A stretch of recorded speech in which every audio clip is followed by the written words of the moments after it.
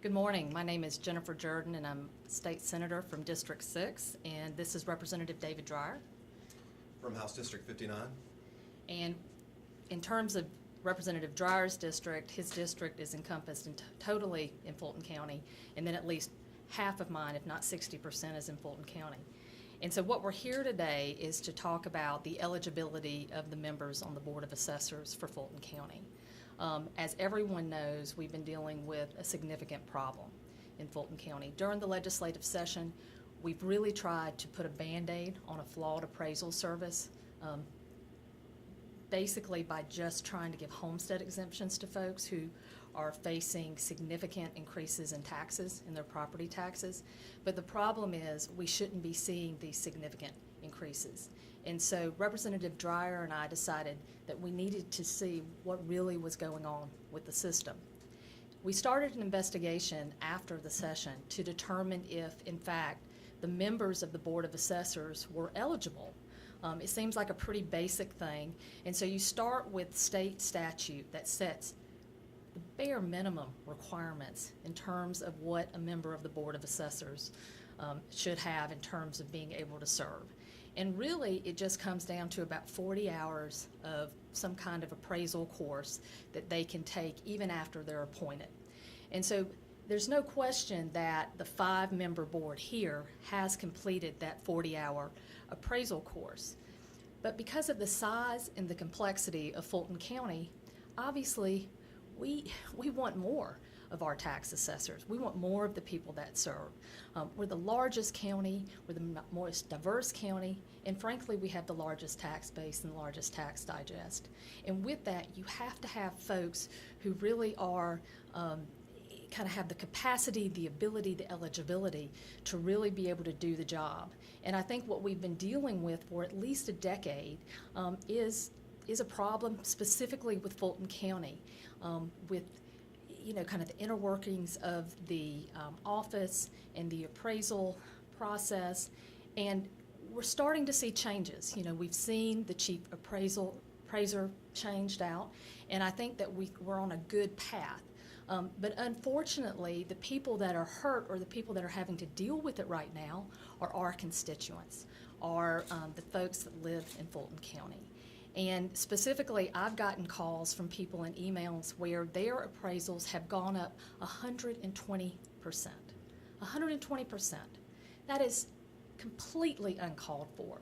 And when I did a simple Zillow search and tried just to do comps in the neighborhood and then also compared the other assessments with homes around this particular home, homes that are absolutely comparable, they were the only one that stood out with respect to that.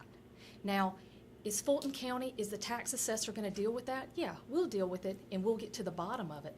But the issue is, why are we having to deal with it in the first place? So we started from the beginning in terms of what are the eligibility requirements for the people that serve on the board? And so one of the things that Fulton County has done, because of the complexities that we face, is they actually require more of the people that serve on that board. And that's laid out in an ordinance, section 160-62. It's pretty straightforward. And what we wanted to try to discern is, are these folks that are serving, are they eligible under this ordinance? So I sent an Open Records Act request in May, just trying to get the information, just basically tell me what you know about the people that are serving and tell me the records that you have that basically show that they are eligible. They finally responded at some point, but it really didn't tell me anything, and it didn't get me to where I needed to be. And specifically, what Representative Dreyer and I were concerned with was the fact that in Fulton County, if you owe taxes or if you've ever had a tax lien, a FIFA, ever, then you are ineligible to serve on the board. Now that makes completely sense.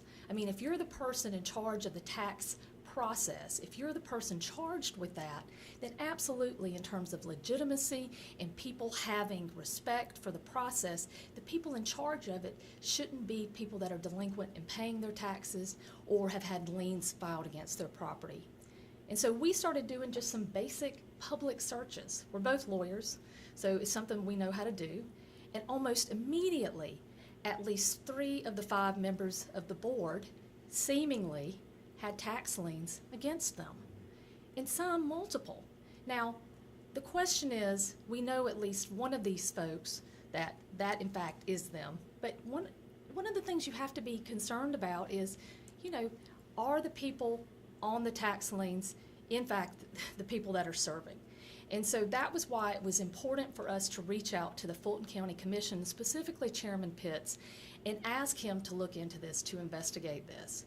So on June 5th, we sent a letter to Chairman Pitts, basically laying out our concerns, laying out what our evidence was, and get back to us. A copy of the ordinance, everything. Tell us what you find. Investigate this for us, because we need to make sure that when we're fighting for our constituents, that we know that at a minimum that the people are serving are eligible. And we never heard from Chairman Pitts. Now, look, he really kind of came into a problem, and they're dealing with it the best they can.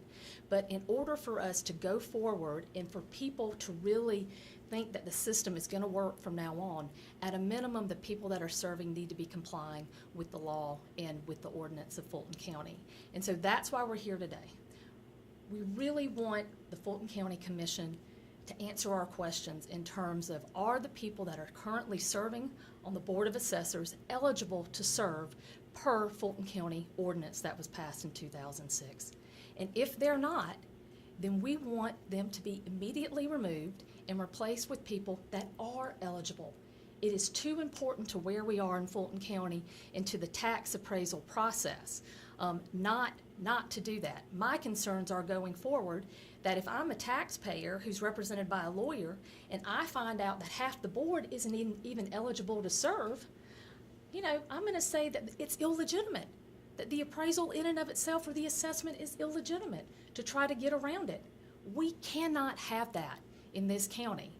And so that's why we're here today. We are really seeking answers. We've gone through all the official steps, Open Records Act, responding. I even walked down to the Fulton County Commission office, got a certified copy of the ordinance, because I wanted to make sure that we were absolutely sure here in terms of when we started asking questions. And the problem is we've asked question after question and we haven't gotten any answers. And the people of Fulton County deserve much, much better than that. Thank you, Senator Jordan. The number one complaint I get from constituents, the number one concern involves property taxes and tax assessments. And these are tied in together in Fulton. Folks are seeing that a property just like theirs 2 blocks away is assessed about $200,000 below theirs, and there's no explanation for it. Or folks have found their property assessments have not gone up for 5 years, and the next year it goes up 350%. Okay? And it's not just our constituents saying that. The Georgia Department of Revenue and the Fulton County Superior Court have found the exact same problems, and they've stopped the Fulton tax assessors from enforcing the tax digest because it is so flawed. And so I appreciate Senator Jordan giving me credit, but she used her legal skills and legal acumen to research all this and find out that there is a problem when many of our assessors are not eligible to serve. So we are here to ask the Fulton Commission to investigate and make sure each tax assessor is eligible to serve, because the people need it. The people need a fair assessment process, and it is so flawed, it is past time to get this right. Thank you. You had mentioned that you're certain about the liens for one of the assessors. Could you walk us through the liens and what you found in your research?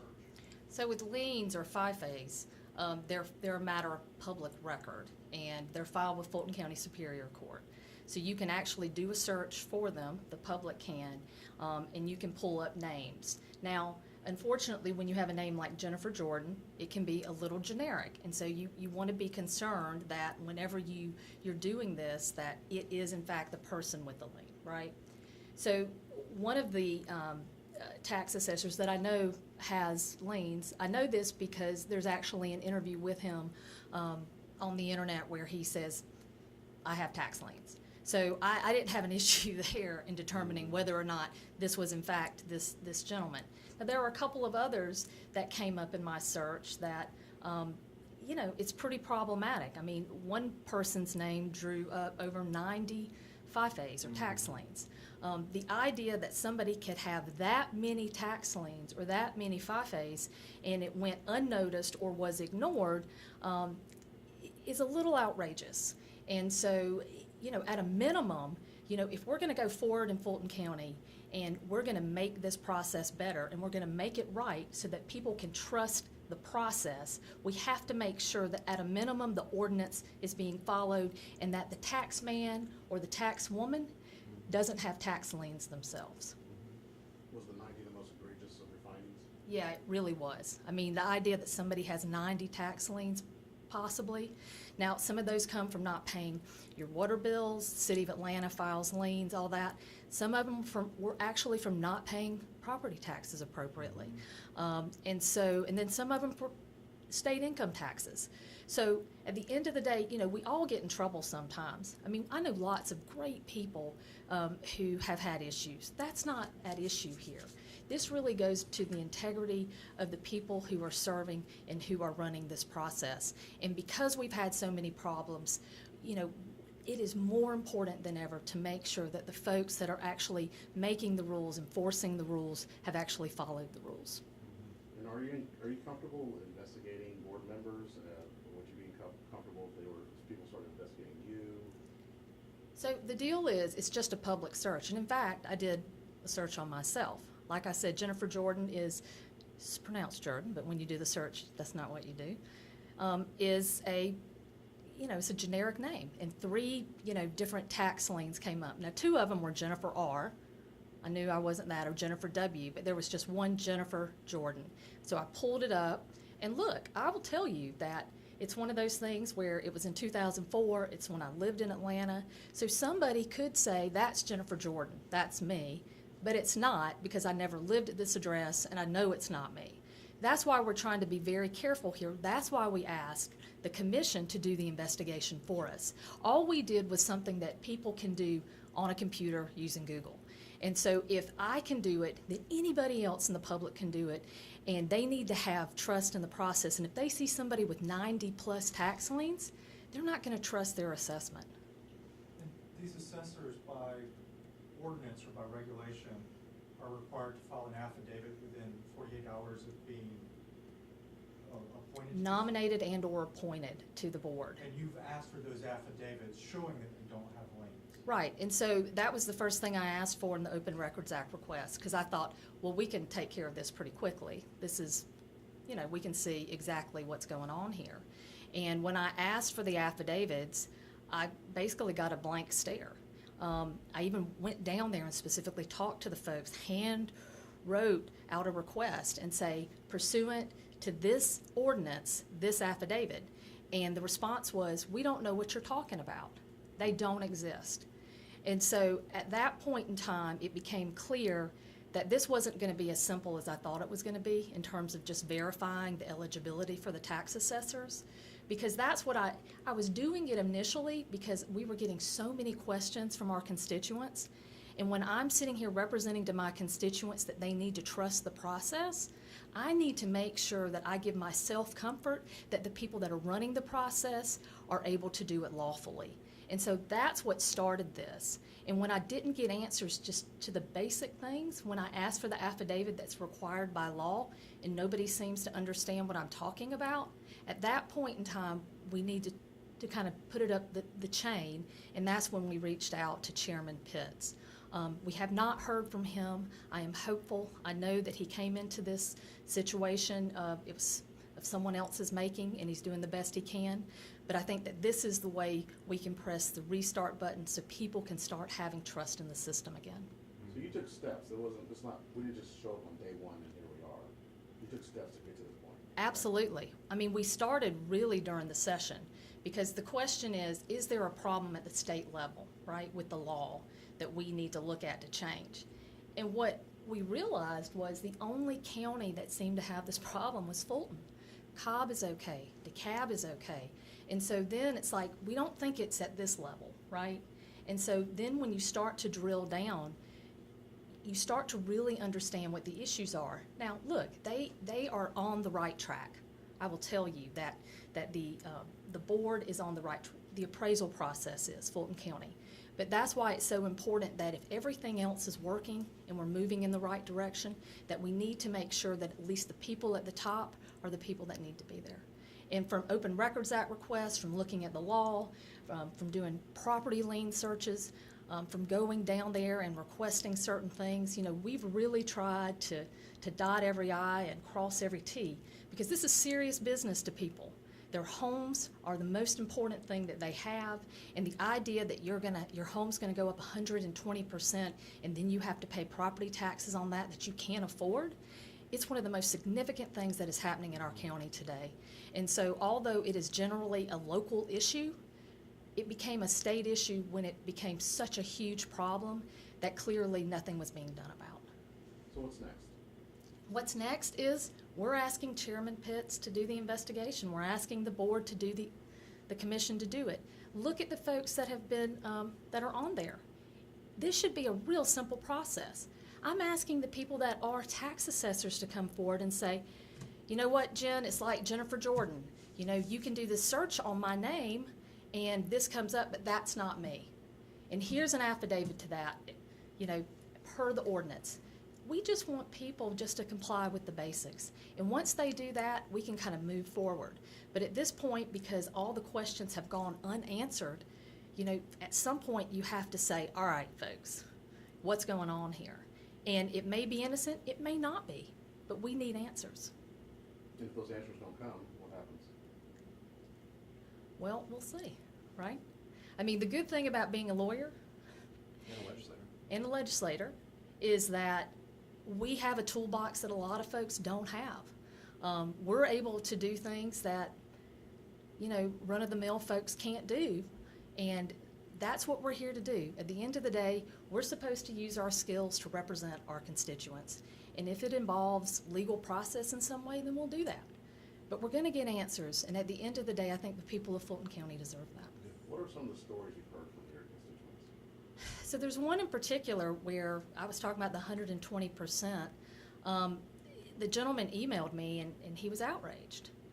And so I've been getting a lot of correspondence from folks that aren't happy.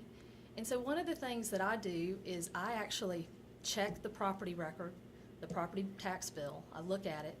I actually go and kind of do an analysis of comps in the area, and also pull the property tax bills from the surrounding homes, because I want to see, is this just somebody who's upset that their tax bill went up because the fair market value of their home went up appropriately? That's one problem, right? And that it doesn't feel good and it doesn't feel fair, but at the same time, that's our system right now in terms of property taxes. So if the fair market value is right, then it's one of those things where you've talked to somebody differently. You just talk to them about the system and the process and what they can do. But what I've gotten is I've gotten complaints from folks, the 120%. I pulled the property tax bills, I pulled the comps, and I know the area. I drive that street every single day. I know the house. And I know the house right beside it looks exactly like it. And the house right beside it did not have the increase that it did. And so it was one of those situations where you say, this is not okay. This is not a situation where somebody's fair market value went up and they're upset that their taxes are going up. This is a situation where I believe that the assessment process failed. And so at that point, that's when I try to intervene and I try to help folks. Any more questions? All right, thank y'all. We Yeah, appreciate thank it. you.